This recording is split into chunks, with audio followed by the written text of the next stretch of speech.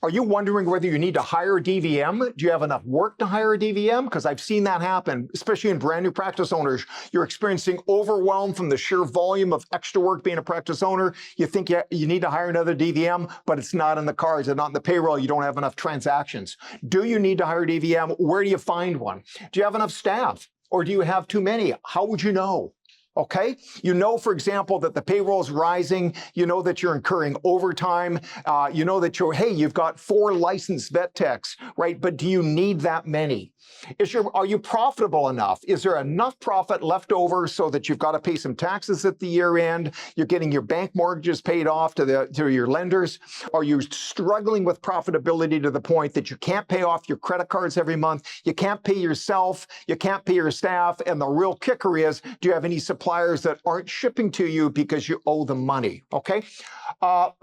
What are your fees like? Are you wondering about your fees? Are they too high, too low? Symptoms of fees being too low, which, by the way, in my experience, hits 90% of private practices out there, is that your fees are too low for the area that you're in. Are your fees too high? Do you have clients complaining and leaving because your fees are too high? If you've got any of these things going on, stay tuned. This video is for you.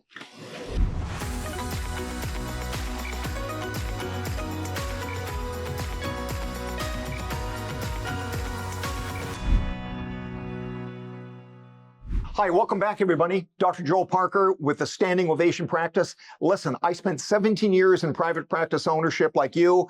I spent another 20 years now consulting private practice owners just like you, or future private practice owners if you're an associate doctor or a new graduate looking at buying into the world of private practice ownership.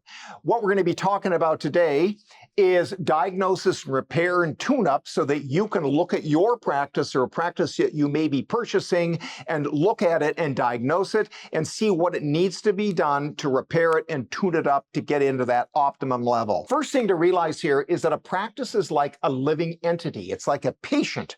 It's got clients and patients that flow through it. It's got staff that receive those clients and patients and do certain actions. It's got fees that get charged to create the income of the practice, and then it's got expenses that burn through that income. Now, the typical practice in North America is about 8 to 10 profitability percentage, 8 to 10, 11% profitability. Ideally, guys, with a standing ovation practice, where you want to get it up to 20% profit. To do that, you've got to have enough clients and patients coming in.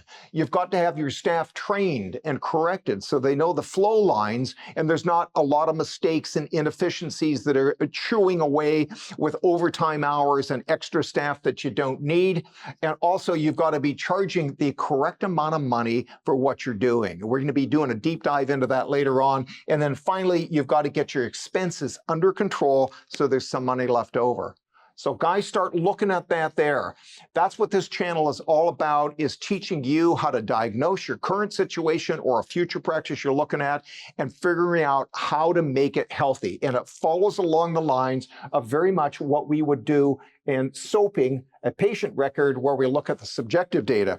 And the subjective data could be, guys, that you're just stressed out. You're in the fog of running a practice. Right? You can't see the forest for the trees. You know you're busy, but there's not a lot of money left over. Okay, that's very, very subjective. The objective is to start looking at the actual data of the practice. And just like you and I look at a lab report, we've got the patient values and we've got the reference range that's running down that right-hand side y-axis, and we're comparing what our values are in the patient to what the reference range normal should be. We're going to get into that later on, but that's where you really start looking at, first of all, looking at the objective data of your practice, coming up with an assessment, and coming up not with a patient plan in this case, but a practice management plan, a PMP, may I say, right? And that PMP is designed to go and take your practice from where you are right now into that ideal scene, that standing ovation practice that's fun, profitable, efficient, got both time profit and money profit left over. Okay, guys, thanks for watching today. Make sure that you hit the like button down below. That's a little thumbs up. Make sure you subscribe and make sure you turn on your notifications and tell all your friends if you've enjoyed watching this. Thanks again, guys. I'll see you next time.